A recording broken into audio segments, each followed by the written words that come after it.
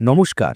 বর্তমানে ভারতের জনস্বাস্থ্য ব্যবস্থার সামনে এক নতুন বড় চ্যালেঞ্জ হয়ে দাঁড়িয়েছে নিপা ভাইরাস। কেরালার পর এবার পশ্চিমবঙ্গেও এই ভাইরাসের পদধ্বনি শোনা যাচ্ছে। মৃত্যুহার যেখানে 40 থেকে 75%, সেখানে এই ভাইরাস নিয়ে আতঙ্কিত হওয়া স্বাভাবিক।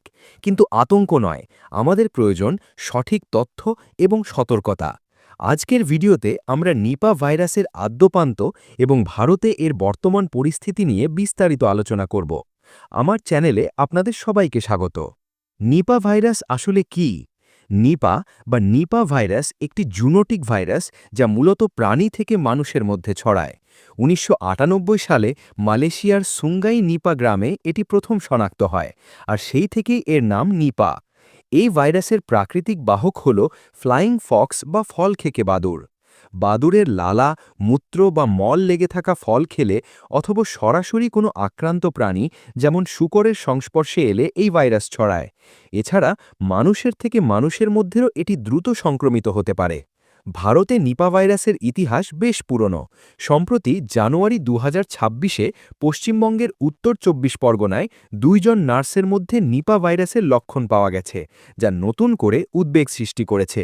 Two suspected cases of Nipah virus disease have been identified in West Bengal, prompting action from the central government. It has deployed a national joint outbreak response team to support the state government in containment and public health response measures. প্রায় ১৯ বছর পর বাংলায় এই ভাইরাসের প্রত্যাবর্তন নিয়ে স্বাস্থ্য দপ্তর সতর্ক। ২০১৮ সাল থেকে কেরালায় প্রায় প্রতি বছরই ছোটখাটো প্রাদুর্ভাব দেখা দিচ্ছে। ২০২৪ এবং ২০২৫ সালেও সেখানে বেশ কিছু কেস পাওয়া গিয়েছিল। লক্ষণ এবং প্রভাব। নিপা ভাইরাসের লক্ষণগুলো সাধারণ ফ্লুয়ের মতো শুরু হলেও দ্রুত ভয়াবহ হয়ে ওঠে। প্রাথমিক লক্ষণ: তীব্র জ্বর, মাথা ব্যথা, পেশিতে ব্যথা, বমি বমি ভাব এবং গলা ব্যথা। মারাত্মক প্রভাব: সংক্রমণের ৫ থেকে ১৪ দিনের মধ্যে শ্বাসকষ্ট শুরু হয়। এরপর এটি সরাসরি মস্তিষ্ককে আক্রমণ করে, এনসেফ্যালাইটিস।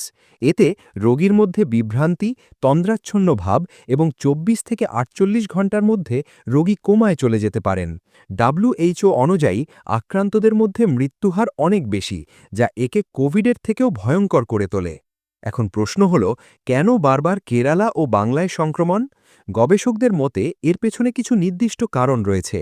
ফল এবং রস: কাঁচা খেজুরের রস খাওয়ার অভ্যেস, বিশেষ করে বাংলায়, এবং বাদুড়ে খাওয়া ফল সরাসরি খাওয়া। পরিবেশ পরিবর্তন: বন উজাড় হওয়ার কারণে বাদুড় মানুষের বসতির কাছাকাছি চলে আসছে। জলবায়ু পরিবর্তন: অত্যাধিক গরম বা পরিবেশগত চাপের কারণে বাদুড়েরা বেশি ভাইরাস ছড়াতে শুরু করে। চিকিৎসা এবং প্রতিরোধ: এখনও পর্যন্ত নিপা ভাইরাসের কোনো নির্দিষ্ট ভ্যাকসিন বা ওষুধ নেই।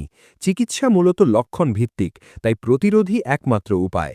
ফল ধুয়ে খাওয়া: কোনো ফল খাওয়ার আগে ভালো করে ধুয়ে নিন। মাটিতে পড়ে থাকা বা কামড়ানো ফল একদম খাবেন না। কাঁচা রস বর্জন: শীতকালে কাঁচা খেজুরের রস খাওয়া থেকে বিরত থাকুন। সুরক্ষা সরঞ্জাম: আক্রান্ত ব্যক্তির সেবা করার সময় মাস্ক এবং গ্লাভস ব্যবহার করুন। হাত ধোয়া: সাবান এবং জল দিয়ে নিয়মিত হাত ধোয়ার অভ্যেস বজায় রাখুন। নিপা ভাইরাস বিপজ্জনক ঠিকই, কিন্তু সঠিক সচেতনতা থাকলে এটি প্রতিরোধ করা সম্ভব। পশ্চিমবঙ্গ ও কেরালা সরকার ইতোমধ্যে কড়া পদক্ষেপ নিচ্ছে। গুজব ছড়াবেন না, বরং সরকারি নির্দেশিকা মেনে চলুন। সুস্থ থাকুন, নিরাপদে থাকুন। ভিডিওটি তথ্যবহুল মনে হলে শেয়ার করুন, যাতে সবাই সচেতন হতে পারে। দেখা হবে পরবর্তী ভিডিওতে। ধন্যবাদ।